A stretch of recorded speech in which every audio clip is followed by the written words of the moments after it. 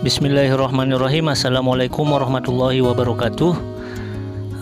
Selamat pagi sobat-sobat literasi semuanya. Jumpa kembali dengan saya Muhammad Sofa Asazili. Kali ini saya akan mengajak teman-teman untuk melihat majalah media PBHMI edisi ke-11 ya, edisi ke-11. Bulannya bulan Juni tahun 1955. Jadi majalah ini adalah edisi ke-11 bulan Juni tahun 1955 dengan gambar cover bergambar seorang tokoh yakni Muhammad Natsir ya.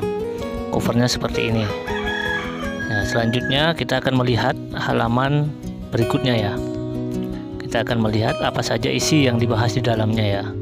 Nah, ini yang pertama adalah iklan ya.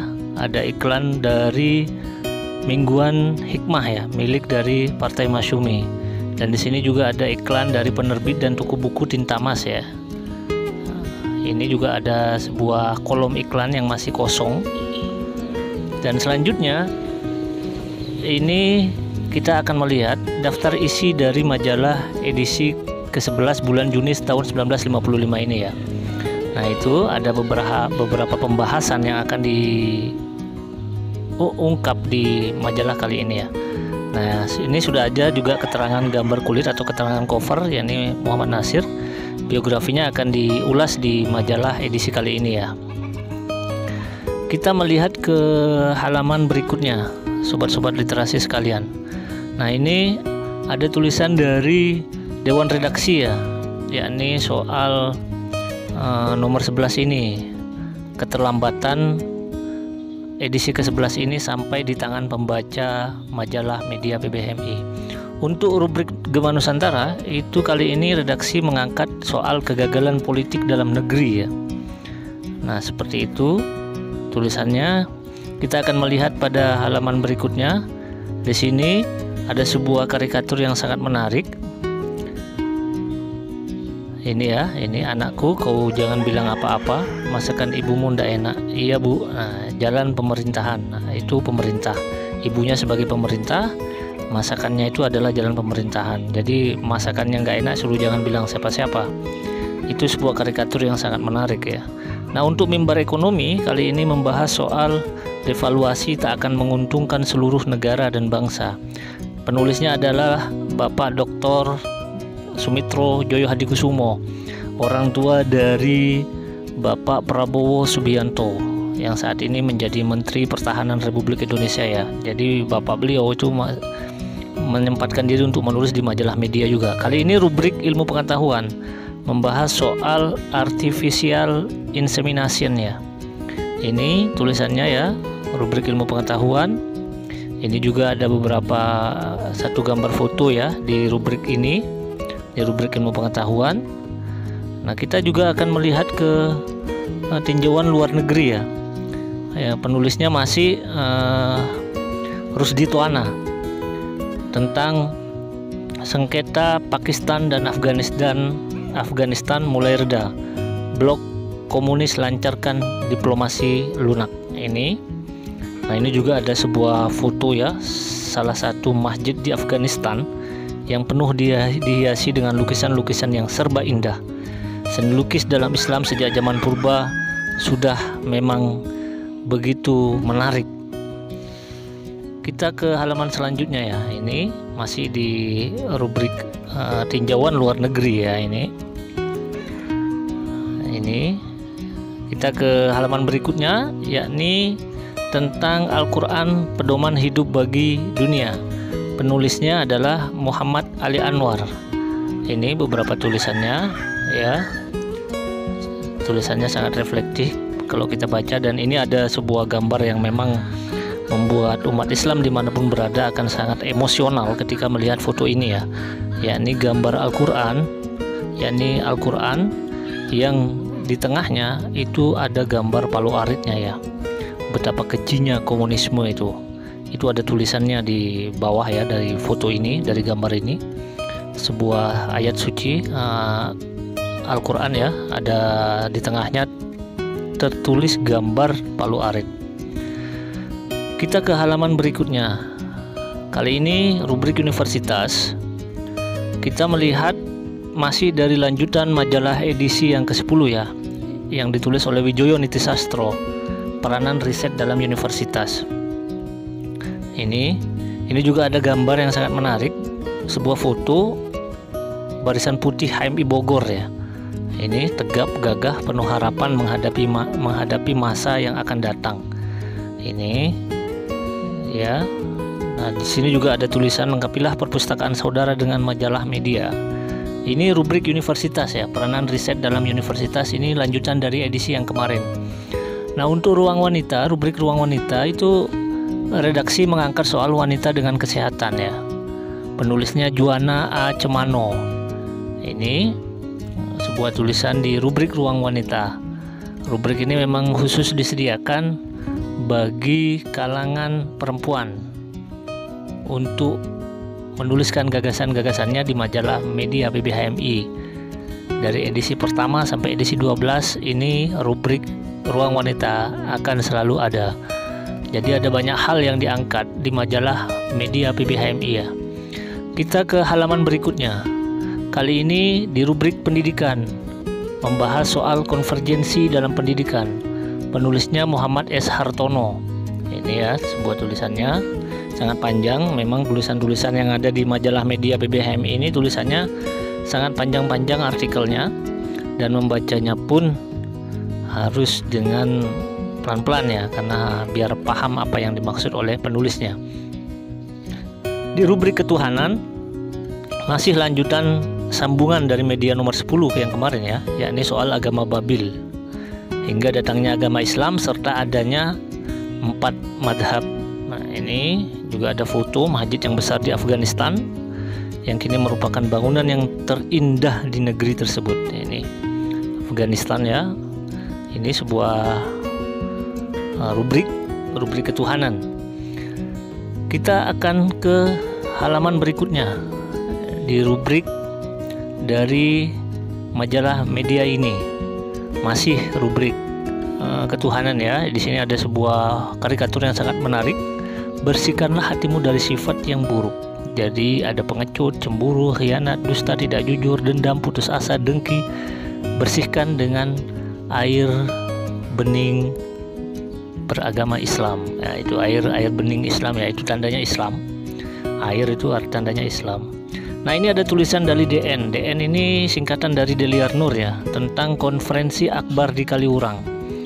Ini ada pembahasan. Jadi dulu tujuan HMI itu perkembangan rohani jasmani dari mahasiswa Islam ya. Berbeda dengan tujuan HMI saat ini. Nah, di sini juga membahas soal Kongres HMI ketiga memutuskan bahwa HMI turut aktif dalam pemilu ya. Ini tidak jelas bagaimana keaktifannya HMI di dalam pemilu saat itu ya. Ini ada sebuah tulisan soal itu, soalnya pemilu. Dan selanjutnya di sub ketiga itu soal majalah media ya. Ya, ini ada suasana sidang dalam konferensi akbar di Kaliurang saat itu ya. Kita akan melihat bahwa majalah media adalah adik dari majalah HMI yang lahir di zaman revolusi ya. Jadi di waktu zaman revolusi Indonesia, HMI pernah mengeluarkan majalah bernama, majalahnya itu Kriterium ya. Nah, itu pernah dikeluarkan oleh PBHMI. Dan juga di Kaliurang, konferensi di Kaliurang itu membahas soal Porpisi, Kongres Pemuda Islam Indonesia, PPMI, dan juga Yayasan Pendidikan. Jadi HMI juga pada waktu itu ada beberapa cabang yang memiliki sekolah ya, terutama di Jakarta, Jogja, Surabaya, dan Makassar itu punya SMP, SMA, dan ya SMP dan SMA ya. Jadi teman-teman HMI cabang yang ada di Jakarta, Makassar, Surabaya itu dulu punya sekolahan SMP, SMA. Entah sekarang ini sekolah itu jadi apa ya. Nah, selanjutnya ada juga pembahasan soal pendidikan agama di sekolah-sekolah ya. Dan juga atribut. Nah, pembahasan soal atribut ini juga dibahas. Maka diputuskan di sana bahwa HMI di bulan September 1955 di Bandung harus mengadakan semacam peci show dan konkurs Mars HMI yang akan disertai oleh segenap cabang-cabang. Konferensi juga memutuskan bahwa tinta tulis stempel HMI itu harus berwarna hijau. Jadi di konferensi Kaliurang itu dibahas soal warna dari stempel HMI ya. Ini rubrik Lazuardi, Karunia Keindahan. Ya, ini masih dari rubrik Lazuardi, Seni, Sastra dan Filsafat. Nah, ini ya. Kita ke tulisan selanjutnya. Ini ya, percakapan. Nah, ini sebuah tulisan tentang percakapan ya. Penulisnya adalah Zahra Daulay, Bunda Zahra Daulay. Memang beliau sangat produktif ya. Nah, ini tulisan tentang seni ya. Ini sangat menarik. Kali ini yang diangkat ya, ini tentang gelora Islam dalam dada Guti. Guti ini adalah salah seorang ahli filsafat dan ahli syair yang berasal dari Jerman yang sangat masyhur. Jadi ada beberapa puisinya yang dikutip di sini menegaskan bagaimana kekaguman dari Guti terhadap Islam ya. Dan ini tanda tulisan tangan dari Guti. Kita akan melihat beberapa pernyataan beliau tentang Islam ya yang begitu menarik.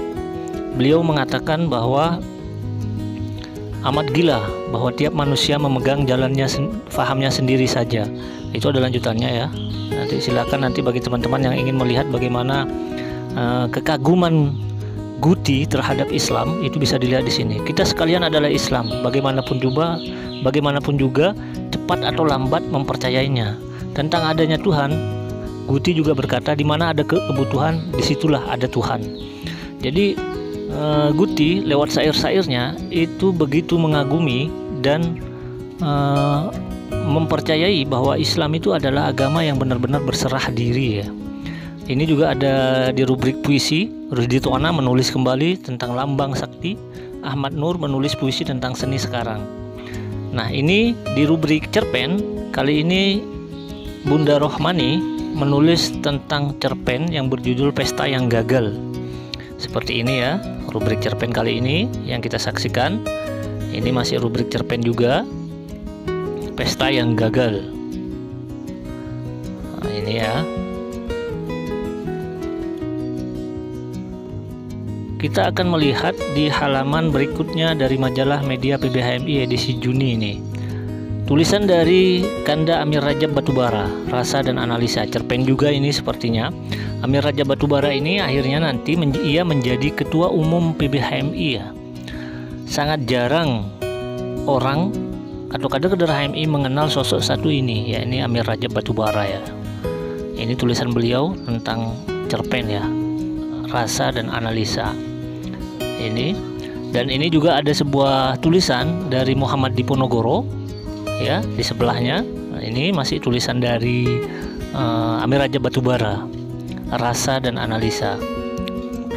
Ini. Nah, selanjutnya di halaman berikutnya kita melihat ada tulisan surat dari USA, Ann Arbor, April 14 Mei 1955. Penulisnya adalah Muhammad Diponegoro. Aku hanya penjual koran. Beliau adalah salah seorang seniman dan sastrawan ya yang lahir dari rahim HMI.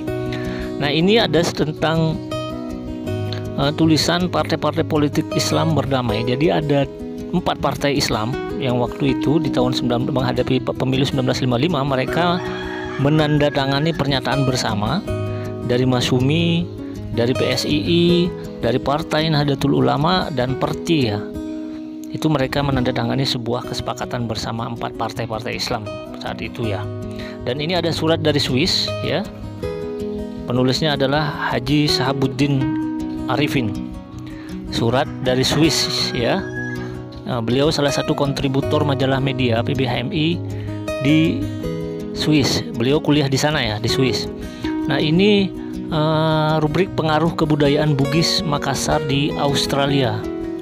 Ini ya, nah ini sebuah foto sejak zaman purba bangsa Indonesia sudah termasyhur dengan armada lautnya, terutama dari suku Bugis Makassar.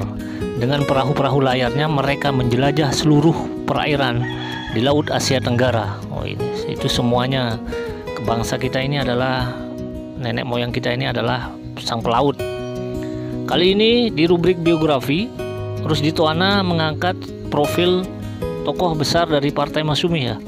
Pemimpin besar Muhammad Natsir, Beliau salah seorang tokoh bangsa Indonesia yang dikenal dengan mosi integralnya ya.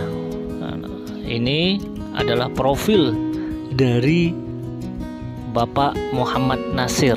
Ini foto beliau saat sedang menelpon, dan ini ada juga di sebelahnya foto beliau saat diinterview oleh beberapa wartawan ya. Nah, ini adalah baiat beliau ya. Nah, ini foto beliau saat dikelilingi oleh para wartawan ya. Nah, beliau memang sangat ramah terhadap para wartawan yang bertanya tentang kondisi bangsa di saat itu ya. Apalagi beliau juga berlatar belakang seorang jurnalis atau seorang wartawan. Jadi semua tokoh bangsa ini sebenarnya mereka berlatar belakang seorang jurnalis. Di rubrik meditasi ini ya, jadi ada beberapa tulisan singkat di rubrik meditasi ini. Ini juga ada semacam kayak kartu ya, yang ditemukan oleh seseorang kemudian dipasang di sini di majalah media agar yang memiliki bisa menghubungi orang yang menemukan itu. Nah, ini juga ada iklan tentang beberapa buku sepertinya ini ya. Nah, di halaman terakhir adalah iklan seperti biasa ya, iklan penutup di halaman terakhir. Nah, di sebelahnya itu ada tulisan Juli 12 ya, 1955 tahun ke-1 majalah media. Nah, untuk edisi ke-12 yang tepat satu tahun lahirnya majalah ini, nah ini adalah majalah media edisi ke-12. Jadi teman-teman bisa melihat majalah ini di Perpustakaan Nasional lantai 23 yang terletak di Jalan Medan Merdeka. Sekian dulu dari saya, kurang lebihnya mohon maaf. Wassalamualaikum warahmatullahi wabarakatuh.